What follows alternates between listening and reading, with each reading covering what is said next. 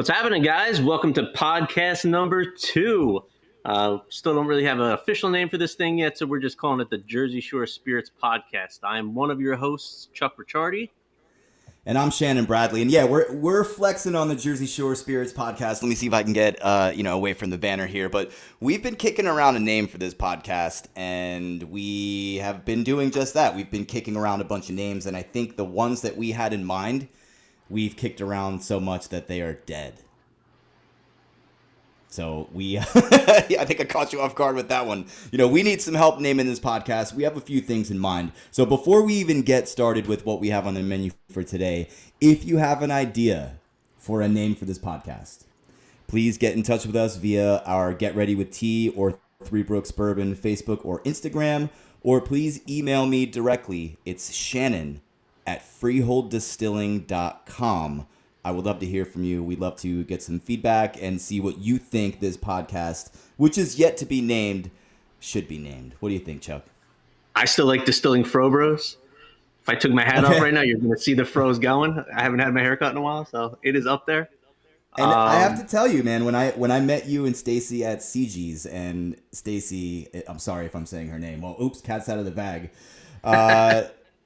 She made a comment about my hair kind of looking like your hair.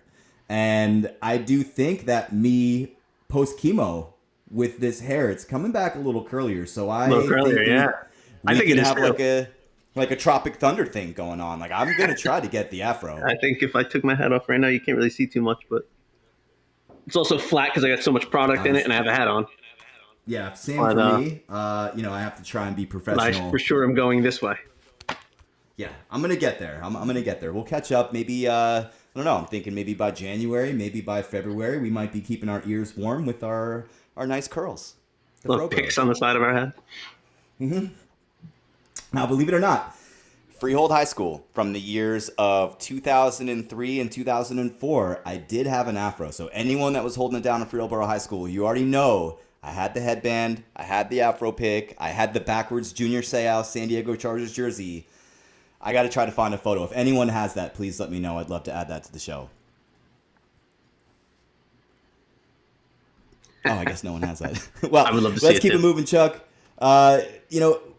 This is our second episode, and I know leading up to this episode, we've been focusing more on the tech aspect. How do we get ourselves together in the same room? How do we work on this software? How do I keep myself in front of this microphone with a consistent sound and it not falling down in the middle of a show as I'm trying to tighten it up? So the one thing that I think seemingly comes very easy to us is the conversation part. We have these things we want to talk about, and I don't think I even need to look back at our bulleted list. We're kind of going to move through them. So that's the good part with this podcast, is it's all going to kind of stream together.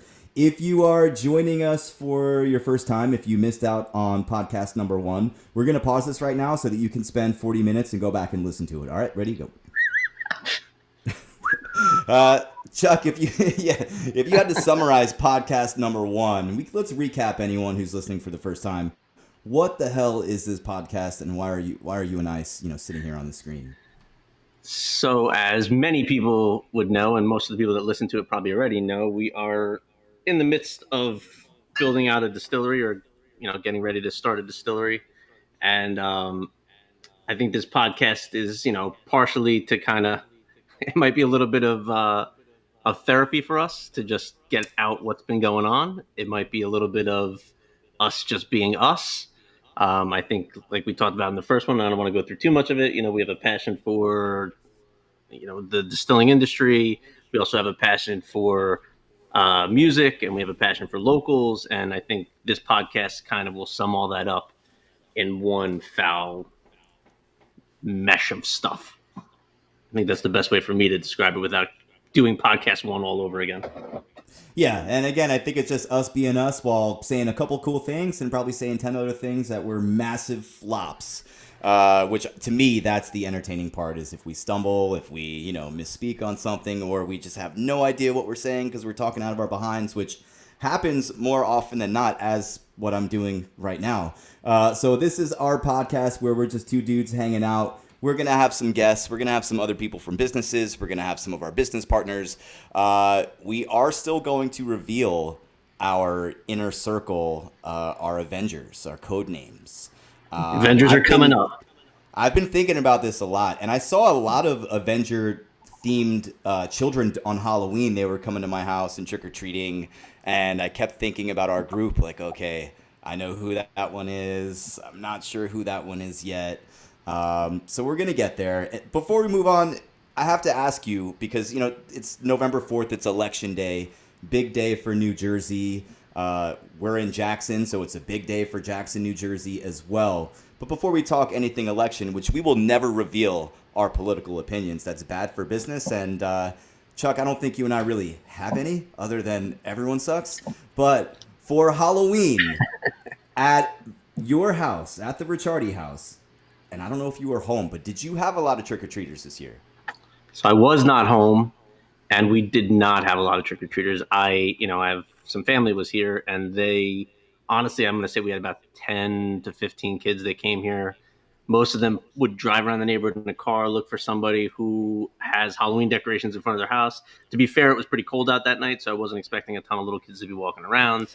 Yeah, I would say here in Jackson, the neighborhoods that have um, closer, like the condo neighborhoods and the townhouse neighborhoods and stuff like that. That's where my daughter went. That's where we were that night, and they had a lot of trick or treaters. I feel like I saw cars parking on like main roadways and all of them going in there. Probably a combination of a few things, but the biggest one to me is those kids can go to a lot of houses, do a lot of trick or treating in a smaller area, right. and I think the weather was part of it. I mean, it was definitely cold out on Halloween night. Um, And it was windy. It was a it was windy windy. night. It was chilly. Yeah, I had to take my inflatables down because the big, like 6 foot tall one I have was already flying out of the ground before anyone started trick or treating. So now this brings me to two questions because in my neighborhood, we have a lot of houses here. We have a lot of kids that come here because you can hit a lot of houses in a small amount of time and small ground, kind of like you were alluding to. But I've got two questions here for you. Number one, this topic came up at my other job. Do you think that the trunk or treat culture is ruining a traditional trick or treat Halloween? yes. Okay, Next and question. trunk or treat, if you don't know what trunk or treat is, I know that you and your family have participated in many at our kids' school. Trunk or treat is when people will fill up the parking lot of a venue, whether it's a school, a business, even a church, and they decorate their cars, and it looks like a scene, and they give out candy. So now you can take your children to a safe place. Usually it's light outside and you can get a bunch of candy. So you do think that that's ruining a traditional Halloween? Yeah, I mean, look, am I going to say it's ruining it? It's changing it, right? The times are changing. Okay. Like, this is just a different generation that grew up on a lot of different stuff. They don't do the same kind of things that we did, and they just, from a younger age, learn how to do this like safe trunk or treat thing that seems to be pretty popular in most towns. Um, so I do think that's part of it. I think the parents are like, well, we got our little ones out to a parking lot where they got to trunk or treat to 30 places, and that's good Right. enough for them. Like we're done with that now. Like let's go to the next thing. So I do Now think I that's think definitely that part of it. the total mind f for me, if I'm thinking about it from like through the perspective of a elementary age kid or even a middle school age kid, when I was a kid, I grew up watching the Scruff McGruff commercials. Scruff McGruff, Chicago, Illinois. The take a bite out of crime guy, and Yep. he had always told me as a young little Shannon in California to never take candy from someone out of a car. You should never do that. And now our culture is kind of flip flopping, and now you want me to take candy from all of these cars in a safe space. I feel like it sends mixed messages. As a parent, I'm not sure how I feel about it. I think the safe space is the thing. I think that's like where this world, country, whatever you want to say, has gone to. Like we always have to have a safe space for all these kids. So Okay. again, I think it's just the times have changed. I don't know that it's ruined it. Like their experience of Halloween is just a different experience, and 20 years from now, maybe they'll go back to this to traditional trick or treating, and parents will be like, "Remember when we could just go to one place and just trick or treated the cars? We missed that, right?" Like they Everyone's grew up on trunk was something different, open. so it's something different for them. So, I don't know that it's a ruining thing, but it's definitely a different thing, and we're Okay. used to it the other way, so we're not, we don't like that. Now, in terms of times changing, there's one thing that stuck out to me when you were talking about, the Halloween at your house.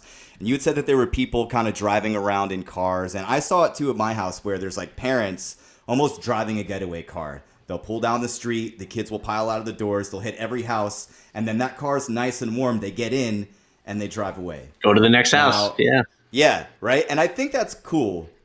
But I also think it's cheating. And here's my next question for you because in taking my daughters to school, if I'm not driving them to school, they're getting on the bus. And the one thing I see at the bus stop, every single kid is in their parents' car. Whether it's warm out, rainy out, cold out. I remember for me, and now everyone who's younger than us is probably saying, okay, boomer, I was standing outside. I was, any weather, I'm out there. I had my starter jacket on, no matter what happened. My question for you, are kids too soft these days? So that's a two-part thing right there. So number one, I don't know if kids are too soft or their parents are too soft and they're rubbing that off on their children. Solid point. Good point. I'd say that's probably more the fact. I think kids are resilient and they'll do whatever you need them to do. I mean, my kids certainly, we bring them everywhere. We drop them there. They don't really take the bus, and we're okay with that. I don't really trust the buses in this town anyway. Yeah, Um, agreed. Not that I don't trust the bus. I don't trust the timing of the buses. The buses are always delayed here. It's pretty bad actually. Um, so there's that. When I was a kid, I grew up in an apartment complex. So the one thing that drives me nuts today is there is 47 bus stops for every 2 feet. There's a bus stop. And I Right. remember my neighborhood had two bus stops. If you missed the bus and they saw you running, you better be fast enough to catch up to the bus because it wasn't stopping. It would only stop if you made it to the next bus stop. And if you missed that, then you were missing school, and your parents were probably going to lose their you know what on you. Mm-hmm. Um, Now it's just there's a bus stop every 3 feet. Like even my neighborhood, right? There was a bus stop at the bottom of my hill, and there was a bus stop at the top of my hill, and there's 11 houses on my street. So I'm like, can't we just combine them all in the middle somewhere and have one bus stop? Um, there just seems to be, and I think that's the reason that the buses are so delayed in this town is there's so many bus stops that these bus drivers, I feel so bad for them. They got to stop 47 times when they probably could do it four times. Right. Um, so It's a good yeah, point. Fair point. there definitely where I grew up, there definitely wasn't going to be parents sitting in their cars keeping their kids warm in the morning. Like it was, get your ass out of the house and walk over to the bus stop. Like there's no Yeah. ifs, ands, or buts about it. But again, And I don't different want this. times. You know, Yeah, and I think you're very diplomatic on this. I don't want it to sound like I'm out here dragging these kids or telling everyone that they're soft. I mean, it's not my fault you can't stand at the bus stop with a slight wind coming in. That's just a joke. Jersey Shore Spirits is for the kids. We do a lot for the kids in our community. Let's go ahead and switch gears because I can talk about this topic all night. we could go. It is We could go election on all night. day. Yeah, it's election day. This year, there's no presidential election, but for New Jersey, there is a new governor who is going to be announced. I don't know if it'll be tonight or tomorrow morning. It all depends. Here in Jackson, we've got a council seat. We've got a couple seats open on the Board of Ed that are running uncontested. There's a lot that goes on. I've always told a lot of my friends and family that if you're going to vote, you should always vote and make sure you vote in our local elections. So I just wanted to show you that even Get Ready with Tea got out there to vote today. So if a can of Let's Go Lemon can get out there and vote, then you also should do that as well. Now, the reason why I'm bringing up the election is because we know that everything in this world is political, such as the business that we are trying to open. My question for you, Chuck, and this is a complete wild card that you might not be prepared for. Who do you think would be the better choice to be in office as governor for Jersey Shore Spirits, aka Freehold Distilling, in terms of business? Do you think it would be a Republican Jack Chitterelli or a Democrat Mikey Sherrill? Only in terms of business. So in terms of business, and I don't want to get too into a political conversation here, I would say that the Republican candidates tend to be more business friendly than the Democratic candidates do. That being said, I actually had met. So I was at an event. Don't want to say what event it was, and Jack Chitterelli actually made his way over. Like there was, this was when it was still a big field of candidates. And um, out of all of the people that came in to speak to this group, Jack Chitterley was the only one that came over to me to just say hello. The Okay. rest of them kind of just blew past me like I was nobody, because I was in the nobody section. Like I was in a section, I was actually there for us for Jersey Shore Spirits, and nobody really cared that I was there as far as the candidates go. He was the only one that actually came over and said, "Hey, like, how are you? Is everything? You know, how you doing?" Um, I think in those terms, number one, it seemed like he gave a you know what about me, like that I wasn't Yep. somebody to impress there, but at least he came over to say hello to me. I appreciated that. But I think, look, we've gone through 8 years of a very non-business friendly environment. I own a few businesses, so I can tell you that New Jersey really just doesn't like business owners, which drives me crazy because we drive the economy. Like we are what keeps the economy going. So if you keep driving out businesses, I don't know how you're going to pay for the very expensive things you like to have in New Jersey. We went through 8 years of a really horrible, probably in my lifetime, one of the worst business climates I've ever seen. I think the state's probably almost in the worst shape I've ever seen it. Um, so I'm hoping one of whoever wins tomorrow, whoever it is, I'm hoping that they see that and change things because we are on a really bad path right now. Um, Yeah. And and that, you again, I don't know, want to get into a political. Shannon knows me. I am super independent. I really hate all politicians, for lack of better terms. I don't think I think they're too.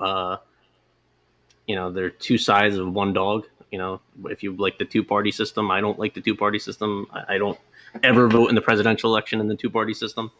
Um, but being a New Jersey resident my whole life, things have just gotten worse every single go around. And and I don't know that there's ever going to be that savior that comes in and fixes it, but I hope we find one day. I mean, at this point, that's a lot. That's a lot that needs to be taken care of. And again, we're New Jersey. I'm sure there are things that are happening like this all over the nation. But the one thing I do know is that time will tell, which is a very good song by Aaron Frazier. You should check it out. Let's go ahead and keep this thing moving, Chuck. Thank you for indulging me in some of these conversations that were not on our agenda. I just got to keep you on your toes. Jersey Shore Spirits, we have our product out in New Jersey in stores now called Three Brooks Bourbon, named after Three Brooks Road in beautiful Freehold, New Jersey. My background, I'm not really a booze guy. I've always been like a beer, maybe a gin dude. And since I met Chuck and he started saying a lot of fun things about craft beer and the lack of effort that it may take, I've dug into the bourbon. So I kind of wanted to talk to you tonight, Chuck, about some of your favorite bourbons. What do you look for in a bourbon? For me, as someone, I still consider myself to be entry level, though I've been kind of navigating this industry with you over the last few years. I would not call myself an expert at all. So let's chat bourbon for a little bit.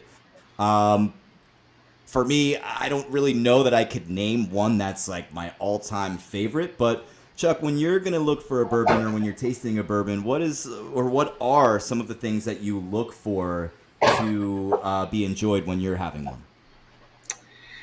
Yeah. So as you see, I just put up the Three Brooks bourbon, and I hope Shannon's going to say that that's his all-time favorite. But I don't want to be biased, but yes, I mean it's the one that is widely consumed in my household, of course. so couple things, right? When you're trying to find a bourbon, I always, for lack of better terms, use the word starter bourbons, right?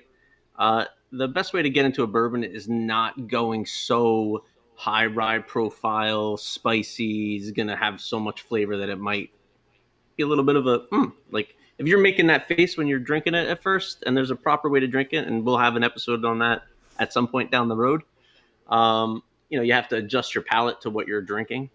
Um, there are what I like to call starter bourbons. So to me, that would be like your Basil Hayden's and your Buffalo Trace and Elijah Craig. And Would you put Woodford in there? no, I would not put Okay. Woodford in there. See, shows Um, what I know. I mean, to me, like if somebody says, "Hey, I want to start drinking bourbon, where should I start?" I would probably name one of those three. Basil Hayden being the better of the three, obviously a little bit more expensive too. But Well, I think I remember it. And I'm sorry to cut you off, but I know that we had done a catering gig together a couple of years ago, and we stopped at B2 Bistro in Point Pleasant. So shout out to you, B2 Bistro. And that was one of the ones that we had together. You had said, "Why don't you try this Basil Hayden?" And I believe it was the toast bottle. And maybe a few days later, I went out and bought one, and I was like, "Wow, this is actually for me, someone who doesn't really dabble in that kind of spirit. I thought that was a very agreeable beginner bottle to start with." Basil Hayden Toast is one of my favorite bourbons out there. Um, I love the that extra kind of campfire taste that it has to it, for lack of better terms. Um, I would put that just above the starter bourbon level because you want something that's kind of a middle of the road profile, high corn, low rye. Um, and the ones that I said, Elijah Craig for the price of the bottle is phenomenal. It's so good. You can get their small batch, and it's really not that expensive. Buffalo Trace makes half the bourbons out there. They go everywhere from Buffalo Trace to Blanton's to Pappy. So you can certainly find a lot of variety in what they make, but their regular Buffalo Trace, which is their base level bourbon, for lack of better terms, is really great. So there's a lot of bourbons out there. I always thought the best way to do it is start, drinking a little bit of it just to make sure you even like it, and then Yeah, either go to a tasting, which is a great way to you go to a large tasting like the Whiskey Guild tastings, or go to like your local when they have a little tasting at the liquor store or something. Try whoever's there for the day. They probably have somebody who's working for the company, has some experience, and can kind of tell you about the profile and what you are actually tasting. There's just so much out there, and frankly, most of it is different. And you may like some of it, you may not like some. I mean, I've certainly had bourbons that I don't like. Um, I Michter's for me is a terrific bourbon. I love Michter's bourbon. But most people probably wouldn't even try it if they saw it because they probably wouldn't. They probably would just shy away from it. And I've had some expensive bourbons that I wasn't overly impressed with. I didn't think, I've had some 40, $50 bourbons that I thought were better than some three, $500 bourbons. right. So, there's a lot of variety out there, and you just got to try it. And that's the best way to figure it out. And I think one thing that it wasn't clear to me, and this a lot of this happened when I first met you because I never really had any friends that were drinking spirits or at least appreciating spirits for what they were. Everyone's has, that time where they split a bottle of the old granddads and they just got where they wanted to go. But my biggest question when I first started to encounter a lot of these bottles is what's the difference between a bourbon and a whiskey or a sour mash or a scotch. So I think one of the biggest questions that I always get when we're out doing tastings for Three Brooks or any promo events is this a bourbon if it's not from Kentucky? That's a great question. So let's start with the base. All of those are whiskey, right? All bourbon is whiskey. Not all whiskey is bourbon. Okay. All scotch is whiskey. Not all whiskey is scotch. So, some of it comes from the regions that it's in. That's an obvious one, like scotch, Irish whiskey, Japanese whiskey. Those all come from whatever region they're in, and those regions have their own rules to them. Since we're specifically talking about bourbon, sour mash is not a bourbon. Sour mash is actually what it is. What they say it is a sour mash that they've fermented. Um, a bourbon does not have to be made in Kentucky. I love when people like to argue that, but that is not at all a rule for bourbon. A It's a bourbon is myth. a U.S. made whiskey, right? Has to be made in the U.S. Has to be over a certain percentage of corn, right? That's over 50% in corn. Has to be aged in a virgin oak barrel, but there's no age statement to it. So technically, you could pour it in the barrel and pour it out, and it's still bourbon. Okay. Um, Trying to think if there's any other rules for bourbon. I believe that's actually the main rules for bourbon. And I'm sure. I'm that's sure I'm missing something. pretty it's pretty consistent with what I usually talk to people about at our tastings. And I don't want to get into too much detail because I know we're already going to have those people in the comments or in the emails that will tell us we're wrong. And if we're wrong, that's okay. Just try ours next time we're set up at your local store or event. My biggest question for you, Chuck, and this is not on the business side, Chuck, but this is my friend Chuck. What do you look for in a bourbon? Like, do you prefer a certain age? Do you prefer you know, a certain flavor profile? What is it that you look for in the bourbons that you like? What do they have in common? So I don't necessarily prefer a certain age. I wouldn't say that I'm an ageist, right? I That's appreciate all good. ages. Um, as I'm getting more into life, I guess you could say, I do like if I'm gonna try a new bourbon, I almost prefer it to be like a cask strength, just because I like the extra flavoring of the cask strength as opposed to something that is not. So if you don't know the difference, cask strength means came out of the barrel, pretty much was bottled that way. And most of your bourbons are watered down a little bit. They put some water in there to smooth it out a little bit for you. So there's a couple ways to smooth out a bourbon, for lack of better terms.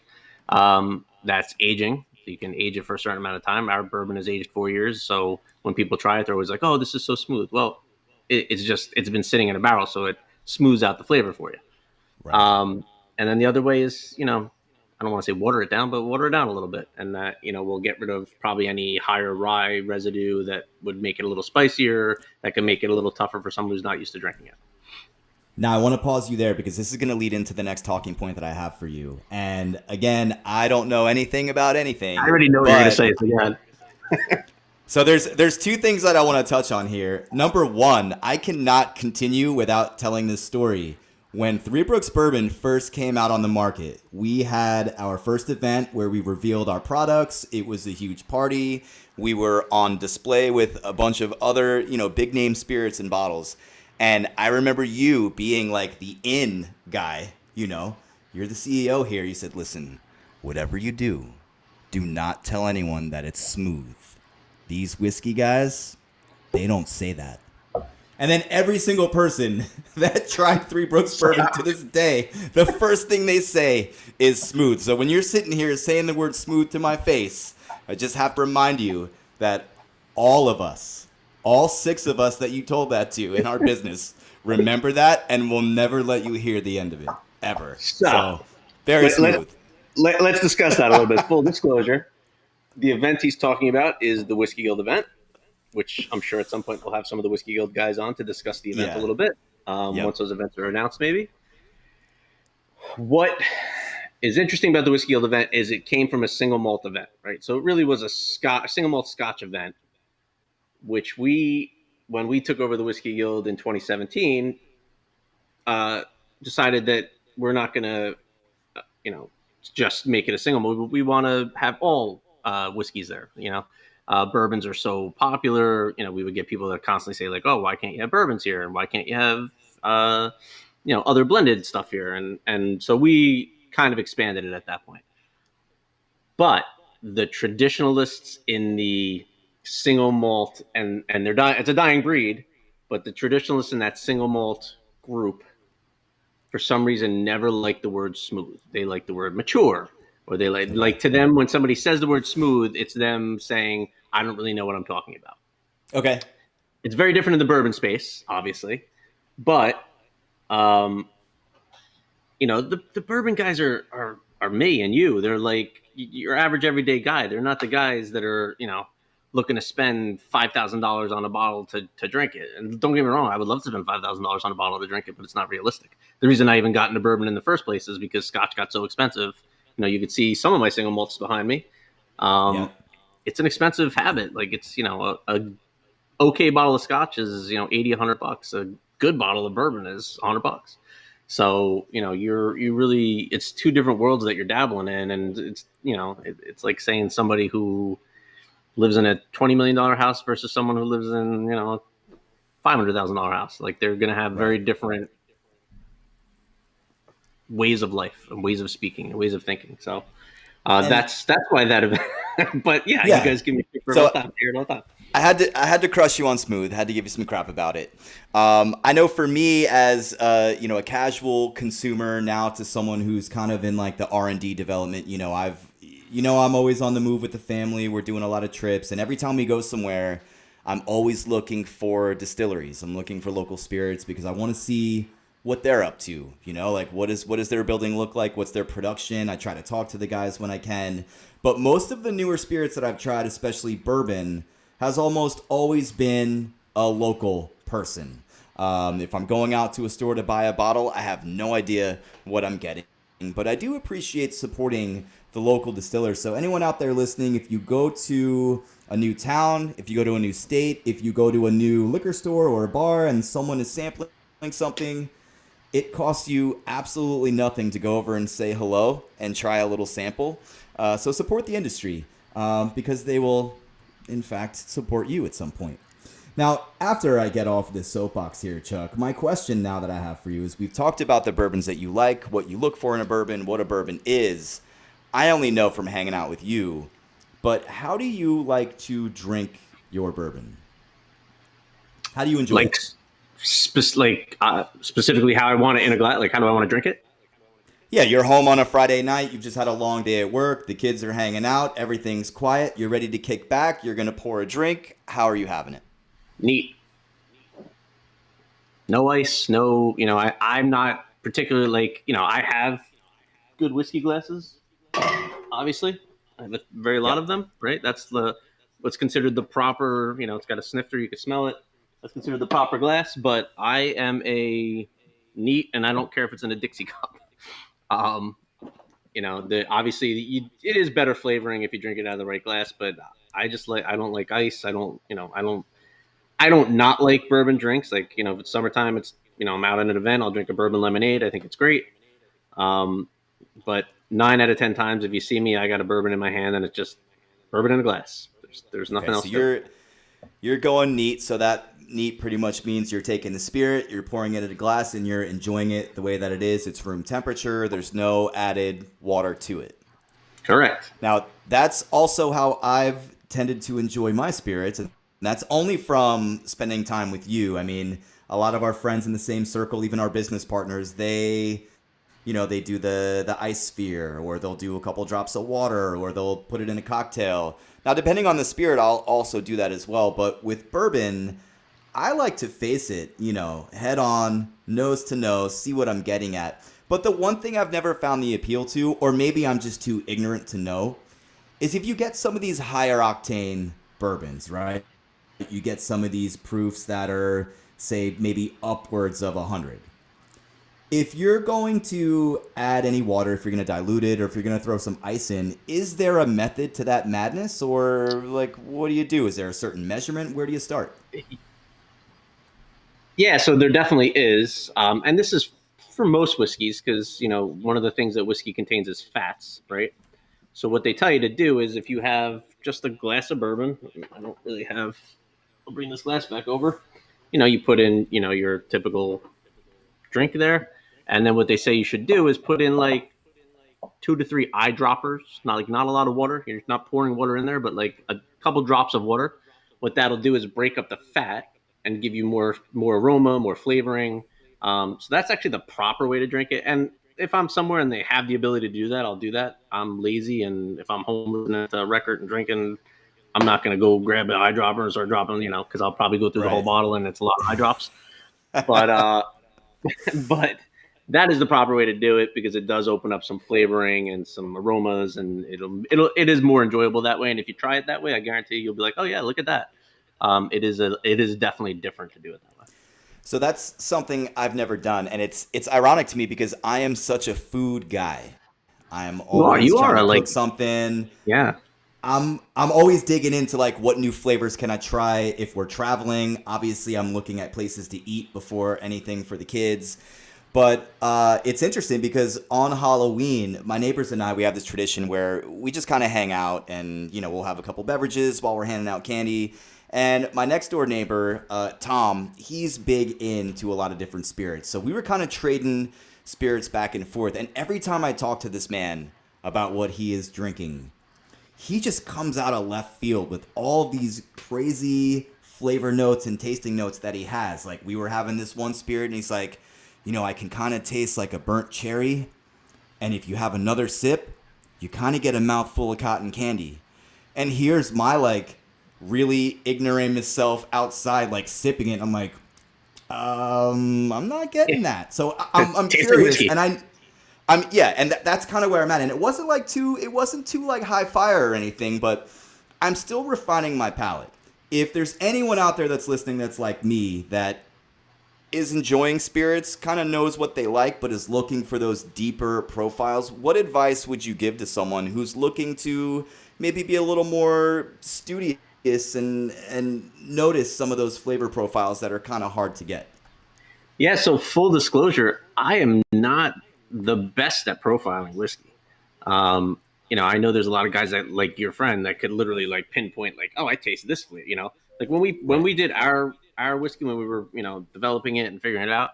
I remember like we were trying to get the profile, and I was like, I could taste something, I can't tell what it is. And then somebody had to say to me like, oh, that's anise, that's black licorice. I was like, oh, you're Yeah. right. And then I actually went and bought a package of anise, and I was like, yep, he's right. That's what I'm tasting. I don't have the best palate for profiling, um, so I wouldn't be the best necessarily to say like, oh, do this, do that. What I've been told is first of all, cleanse your palate, right? Drink some water, get everything that you might, then and again we'll have a podcast on this at some point, but you Yep. take a little tiny drop, swish it around in your mouth, get your mouth ready for that flavoring, and then like you got to nose it, kind of breathe air through it a little bit, and then taste it. And that's supposed to open up like those flavors a little bit that you'd be able to tell when you're tasting your cherries and your vanillas. I mean, a Okay. lot of stuff in bourbon is going to be similar, right? Charred oak casks are going to come out with a lot of the same flavors. What level you char it to would bring in some new flavoring. But if you're just drinking a traditional whiskey where they're not adding flavor to it, then it's not going to have a ton of different stuff depending on what the char is. Okay. So, but some people just have such a great ability to do that. I mean, I admire them for being able to say like, "Hey, I taste cotton candy." Um, I'm not that good. I definitely, I couldn't profile it down to that good. I could usually tell if it's like a high rye or high proof. You know, that gives you that little bit of it's like where's the burn coming from? Is it a spice or is it a high alcohol content? Right. Um, so that's usually where you could tell those kind of things apart. And honestly, if it's got a high alcohol content or even a high rye, it's probably going to wash out a lot of the other flavors that you might taste with something that's a little milder, and you're not getting that spice on your tongue that's kind of like pushing past your taste buds. Right. Before we move on to our final segment of this podcast, look at us. We're like, oh no, we're not gonna be able to fill out all this time, and we're gonna go I over always blow through the time. my. And that's because we just go off the cuff, which is what I love about doing this with you. Is we do more of what we didn't plan than what we did. My final question on bourbon for you, and this is one that I have in mind, for me personally, but I want to know how you feel about it. Do you think that any aeration or pouring bottles of bourbon into decanters and letting them sit there has any effect on the overall flavor profile in your No, experience? I mean in my experience, I almost feel like it could do the opposite, right? If you add too much air to a bottle over time, I mean, I guess it depends on how quickly you're going to drink that bottle. But if you're moving it from one bottle to the next, you're introducing a new element of oxygen to it, and over time you could probably dilute the aroma at least, which might dilute the flavor a little bit. Okay. So I don't know that in the short time period, it's probably fine. Like if you want to have a fancy glass that you're going to always drink your bourbon that is your house bourbon that you're constantly drinking, it's probably not really a big deal. But over time, it would be like saying if I left the caps off these bottles, how would that bourbon be? And it would dissipate and probably not have a ton of flavor left in it. So I don't think whiskey has the same makeup that wine does. I know wine, and Okay. I'm not a wine connoisseur at all, but I know wine needs to be aerated to get a little extra flavor in it. I think it's probably the opposite. You want that aroma to kind of stay in there to keep that flavoring in there. Okay, that was a solid answer that you gave. Thank you, Chuck.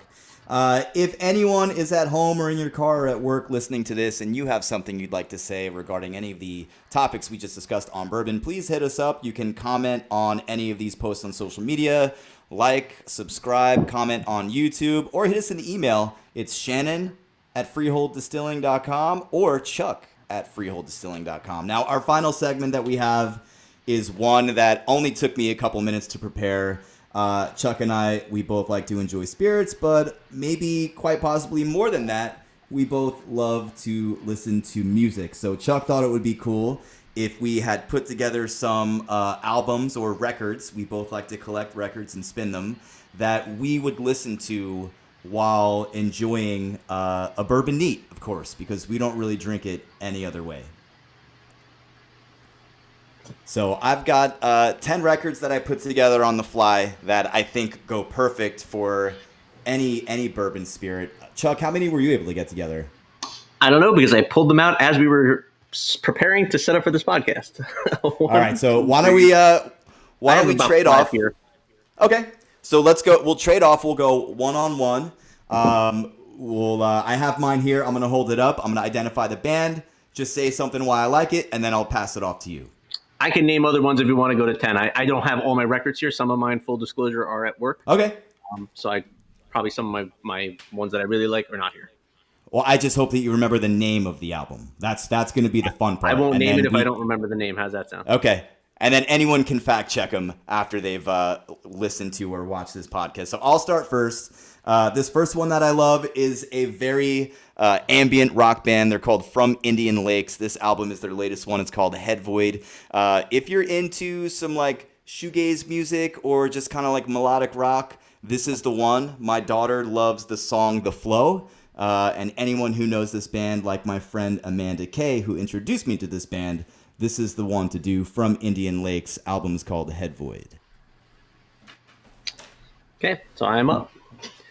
My favorite album of all time. I'm going to just start with that because why start from the bottom? You should always start I from the hope top. it's Culture Club. I hope it's Culture Club. It is Darkness on the Edge of Town. I could listen to this all day, all night, every day. Get drunk, pass out, wake up, listen to it again. Every song on here tells a story. The whole album in general tells a story. Like it brings you on a little bit of a journey. If you ever want to get drunk and have a good time, that's your go-to. Listen to this.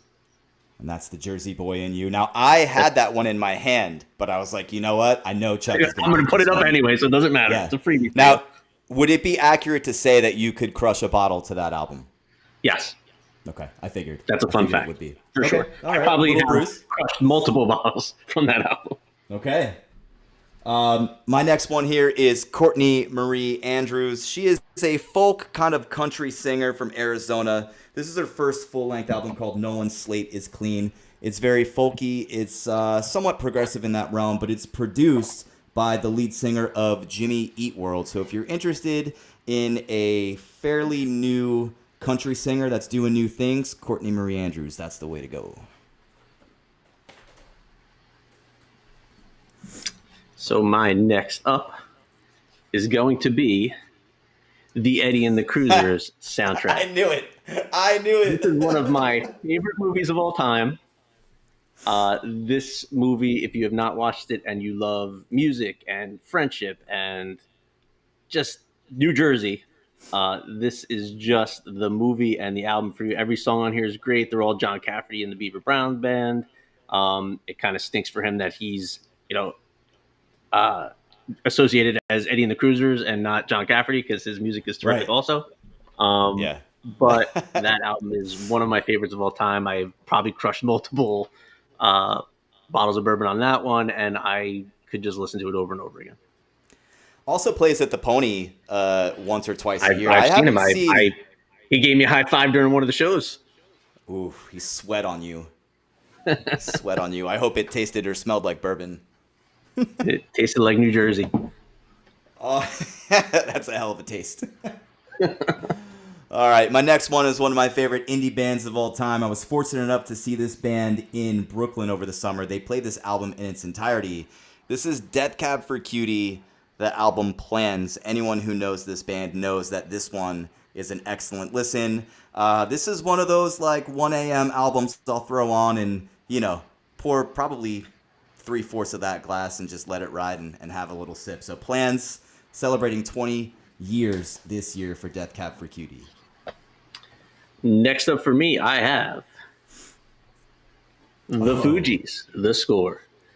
This album absolutely reminds me of high school. Makes me think of Noser, who you know Noser, but No, we used to sir. drive Shout out around in to his you. Trans Am right out of high school and listen to. So it's actually a little bit later than high school. It's not high school, but we would listen to this album front to back, um, and it just reminds me of the good old days of driving around doing nothing and listening to the Fugees. It's a great album. Every song on that album is terrific. Um, Definitely a must listen. I'm hoping that the next time we see Noser, and it might be a little while longer for me, my hair is looking like the Lauryn Hill hair. in that, and we can recreate that album cover. So, fun fact: Noser, I believe, in high school got best hair. And if you want to talk about someone who had an afro in high school, my man had an afro in high school. He had the craziest, most. I got to get you that picture. You got to see that. It's hysterical. I would love to. And Nozer, I'm talking directly to you, man. I know so much about you. You have no idea. We love you, dude. You rule. All right, my next one is kind of on that same wavelength. I don't know if you know this record, but this record is one that I've listened to a million times. My mom loves this album. Everyone I know loves this album. It is Now by Maxwell. If you're looking for an album that is as smooth as the bourbon you're sipping on, this Maxwell record does not disappoint. Lifetime, the song Lifetime on here is my jam. And let's see which one. This Woman's Work is certainly a tune that most people love. So, Maxwell, you are on my mind, my man. What you got for me next, Chuck? Next up, I have, and this is not my favorite album by this guy. I know you're not the biggest fan of this guy, but I don't have my favorite album, so it's going to go into my honorable mentions for later. But I have Billy Joel, The Stranger. Okay. Um, if you are a Billy Joel fan, then The Stranger probably is at the top of your list of one of the albums that you love. It's every song on there is great. That is not my favorite Billy Joel album by far, but I do definitely appreciate it and can listen to it. Now, it's I want to be very clear here because I know people are going to come for me, especially being in New Jersey, New York. It's not that I'm not a Billy Joel fan. I mean, I probably know more of his songs than I'd like to admit. But I think that for me, and it doesn't have to be this way, but for some reason it is, Doesn't right? have to It be doesn't. this way. Doesn't have to be this way, but I've just always been more like Team Bruce, man. And you know, Billy Joel is I think it's just something that I can understand why people enjoy it. I can understand why he sells out Madison Square Garden. It's just not for me. He can write a song for sure, and he can write a song. I think Bruce has a better way of telling a story in his songs. That's why I'm more of a Bruce fan than a Billy Joel fan. Yeah. Um, but I think Billy Joel can write a song that is a pop hit that still makes you think about youth and your friends and all those fun things. Um, and I think some of Billy Joel's older stuff makes it a little bit easier to be a Billy Joel fan than some of his later poppier kind of stuff. Like when he gets into the '80s and you get into the some of that River of Right. Dreams albums and those kind of things. It's not as quality as some of his older albums. Well, I do think that Billy Joel does have the ability to kind of expand on the human experience in all walks of life, whereas, our guy Bruce kind of seems to pinpoint to one demographic of people in terms of his human connection and relatability. So I For will, sure, and I know we're going to open up a can of worms here, and you're I gonna don't we have a necessarily whole want to episode do about that, yeah, we have but a whole episode about Springsteen. I can understand Billy Joel, not my cup of tea. But before we move on, I do want to say if you are a Billy Joel fan and you live in New Jersey, you've got to go check out the ultimate Billy Joel tribute band. They are called Glass Houses, and their drummer is our very own Ian Ruderman, who is one of our partners and friends in this business. So again, if you do like Billy Joel, you want to go see a really well-seasoned, tight band of musicians, check out Glass Houses. They are on social media. They've got some cool videos. I saw their Montclair videos when they played at the Wellmont were Yeah, Montclair was very cool. cool. They're coming up. They're playing this weekend in B2 in Bayville All on right. Saturday. And that's a dinner They have a dinner concert show. too. Yeah. Hopefully we'll have this up by then. If not, check them out on the next one. They're very cool. Definitely check them out. They're great. All right, let's keep this train rolling. The next one for me is the Marcus King Band. This is one of his first albums. Marcus King is a young dude. He's an up-and-comer. If you're into the Allman Brothers, if you're into Government Mule, if you're into someone who's an amazing guitar player with a soulful voice, he's got some twang. This is the self-titled Marcus King album, the Marcus King Band. I don't know what else to say about it. They are produced by Warren Haynes, so if you're into the jam band scene, you know who that is. But Marcus King Band, check him out. So my next guy, and not so much that I am a big fan of this album, but to me this is the what are you doing on a Saturday night? I'm just drinking, hanging out, listening to an album. Would be good old Dark Oh Side of yeah, the Moon. Um, this could just keep you going all night long. It's almost similar to what I say about Darkness on the Edge of Town. It's just a journey that if you put it on, you could just relax and it's playing in the background, and it's it's taking you on a little bit of a journey. So I am a Pink Floyd fan, and I think that is a great album.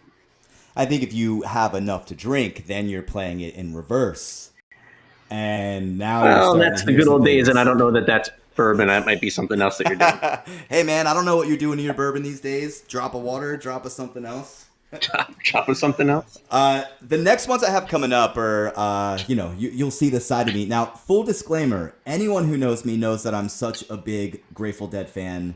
I love all the Jerry albums. I love all of the side bands that started, but I did not include any Grateful Dead records in this one because I can listen to them any day. And one of their albums is the equivalent of 20 albums time-wise.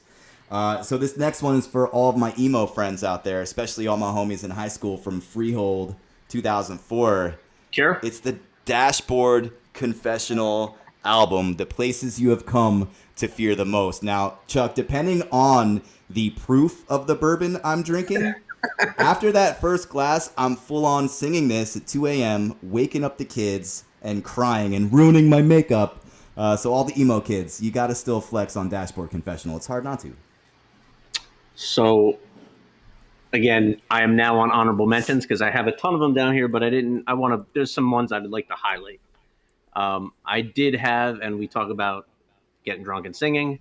I Yeah. do have the Journey Greatest Hits album here, but to me, the best Journey album is still Journey Escape.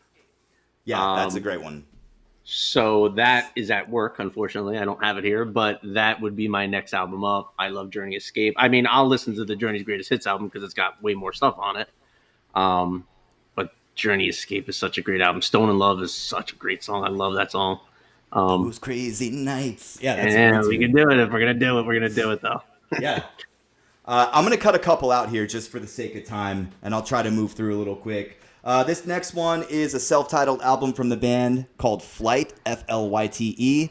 They've quickly become one of my newest favorite bands. They are from overseas, from London. They were supposed to be touring this fall in the States, but they had a bad issue with their visas, and they were not able to come into the United States. They just put out a new album, but this one is an acoustic folk duo. Each song is better than the next. So if you're into that and you like a good spirit, that'll keep you toasty all night. So the next one that I would mention, a very good friend of mine introduced me to this band. I do not have the album here because it's at work. I think I have their second album here, and it is a band called The Sacred Souls. I believe it's just the self-titled album, right? Their first album Yeah. is just their self-titled album. I don't think it has a name to it. Yep. It's just If self-titled. you like kind of a kickback to old, they're a new band, but they're like a kickback to old soul music. They are so good. I could listen to it all day long. I mean, every song on their album is great. We actually were lucky enough to go see them in Jersey City last year or this year actually, and Yep. I would go again and again. They really were that great. I don't know how this band. At some point, this band's going to blow up. I think it hasn't happened. I think it's going to happen for them, and when it does, it's going to suck because then I'm going to have to pay a lot of money for tickets that I can get much cheaper right now. But great album, great band. If you like that kind of music, I would highly suggest listening to it. So I don't know if you saw this towards the end of summer. They actually opened up In Madison Square arenas Garden. for Kali Uchis. Yeah, they did that whole tour with her. So they're blowing up. Yeah, But my favorite thing about that band, other than the whole neo soul revival that's taking place, which I love, is they're from San Diego. They're San Diego guys. So I got to show some love to that community. Moving on from something that might be quite the opposite, a really good record that my cousin got me into. It's Meta Modern Sounds in Country Music by Sturgill Simpson.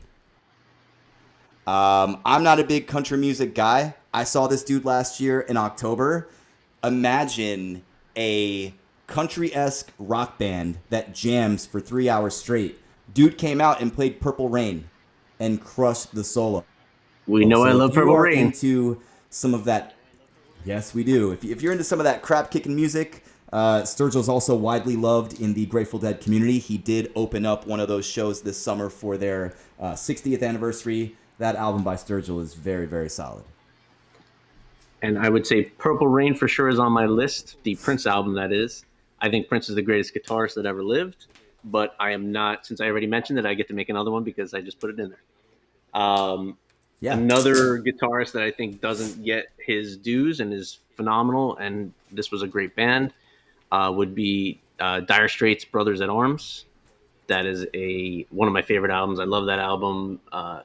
Just so good. Mark Knopfler is such a great guitarist, songwriter. Um, so I would say put that on your list of some of the best albums out there. And I've got one more. And this one I think can go into any conversation. And I feel like it's you either love it or you just don't know it yet. Uh, any audiophiles out there will agree.